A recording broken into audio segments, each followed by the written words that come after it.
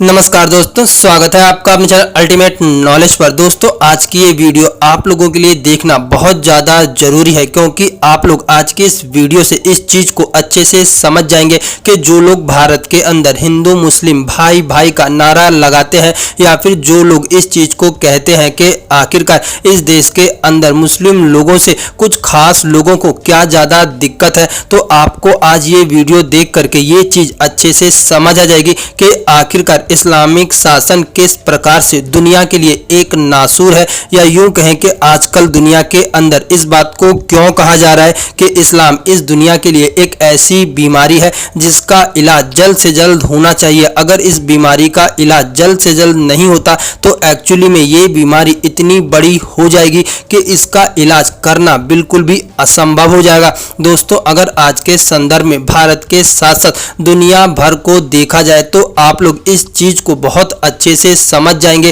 कि चाहे वो भारत हो या फिर दुनिया का कोई और देश क्यों ना हो, जिन देशों के अंदर इस्लामिक आबादी जैसे जैसे बढ़ने लगती है उन देशों के अंदर वैसे वैसे अस्थिरता आने लगती है। अगर आप लोग चाहें तो भारत के उन राज्यों को देख सकते हैं जहां पर मुस्लिम आबादी बहुत ज़्यादा है। भारत के अंदर जिन राज्यों में मुस्लिम आबादी बहुत ज़्यादा है वहां पर आए दिन कई प्रकार के दंगे और फसाद होते रहते हैं। वहां पर हिंदू और मुस्लिमों के बीच विवाद बहुत ज़्यादा बढ़ने लगता है। जहां जहां पर मुस्लिम आबादी है वहां वहां पर हिंदू लोग जाने से बचते हैं, और ये भारत की कड़वी सच्चाई है। दोस्तों, ये तो सिर्फ भारत की बात हुई। अगर बात की जाए दुनिया के दूसरे देशों के बारे में तो आज के समय में यूरोप के बहुत से ऐसे देश हैं जहां पर मुस्लिम आबादी इतनी ज़्यादा बढ़ गई है कि आज उस देश के लिए ये मुस्लिम आबादी एक खतरे के तौर पर जानी जाती है। दोस्तों, फ्रांस दुनिया के अंदर एक ऐसा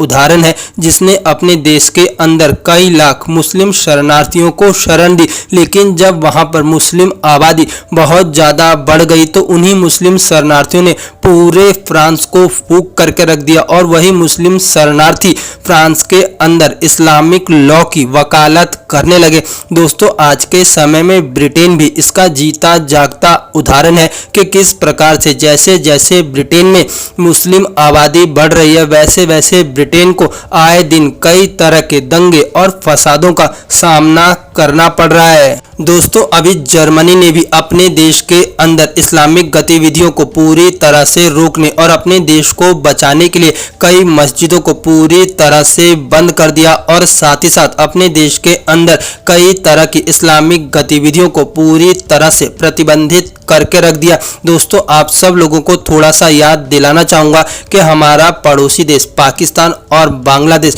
जो कि एक समय पर भारत से ही अलग हुआ था, और एक देश तो पाकिस्तान से टूट करके बना था जिसका नाम बांग्लादेश है। इन देशों के अंदर कभी हिंदू आबादी बहुत अच्छी खासी मानी जाती थी, लेकिन वर्तमान समय में इन देशों के अंदर से हिंदू आबादी पूरी तरह से विलुप्त होने की कगार पर है, जो कि इस बात को दर्शाता है कि जहां जहां पर इस्लामिक या फिर मुस्लिम लोगों का शासन होता है उन देशों के अंदर दूसरे धर्म के लोग ना ही तो खुल करके जी सकते हैं और ना ही उन्हें वहां पर जीने दिया जाता है, क्योंकि एक्चुअली में इस्लाम की सबसे बड़ी पॉलिसी यही है कि दूसरे धर्म के लोगों को पूरी तरह से खत्म कर दिया जाए या फिर उन्हें किसी भी तरह से इस्लाम के अंदर कन्वर्ट कर दिया जाए। दोस्तों, आज के समय में इन्हीं सब कारणों के कारण दुनिया इस बात को कहने लगी है कि इस्लाम इस दुनिया के लिए एक नासूर है, और ये ऐसी बीमारी है जिसे वक्त रहते पूरी तरह से ठीक करना चाहिए,